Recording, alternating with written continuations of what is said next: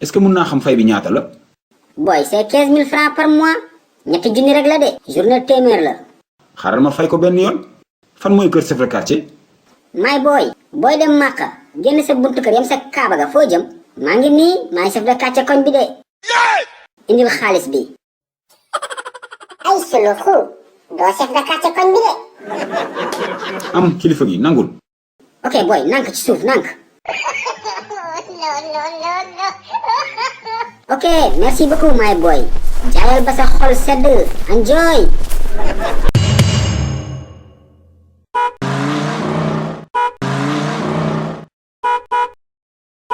bonjour jeune homme na nga def. ça va chef sant bu baax alhamdulilah. yow fi ngay jaay sa café bi yoon la de. qui t'a donné l'autorisation de vendre ici. autorisation. bien sûr tu dois avoir une autorisation. dem nga mairie.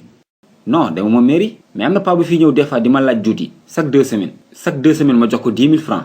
10 000 francs mais loolu c'est impossible. fi mairie mënu ko joxe parce que yoon la. ah man am na ko fi ñëw di ma laaj juuti chaque 2 semaines. mais est-ce que kii ñëw fii mu ngi lay woon carte. non mësuma woon carte nag wax dëgg yàlla.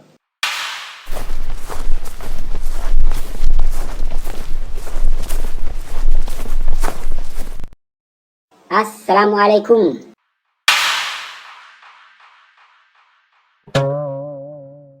moo ngi nii sax. kii moo ma fi fayeeku juuti chef. hey la police. foo jëm taxawal.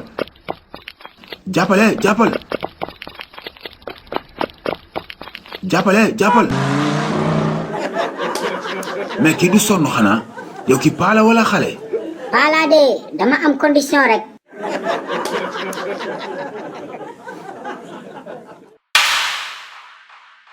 quarante-six 47 48 49 1.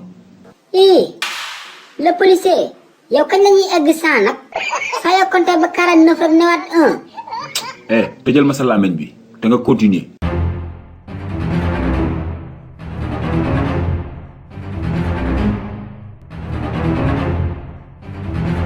policier dimbali ma man sa morom mu bàyyi laa ñàkk dépense rek moo taxoon ma ko doon def. ah bon soo ñàkkee dépense da ngay triander sa njaboot lu lewul nga leen di jox. non du loolu sax jour boobu ñeent fukki dërëm rek laa yeewoo. j'en ai assez entendu tëjal sa làmmiñ nga continuer gaawal. mais monsieur le commandant kii taxaw sama wet yor kuuru rof bi nii doo ko wax mu puus si suba ba léegi waxul. xaw ma dafa muuma xaw ma raykatu nit la may ndurool. kii mooy Olmondio su ma paree si yow moom mooy jël. Olmondio hee yàqu naa. monsieur le commandant xool leen picc bi si kaw asamaan si.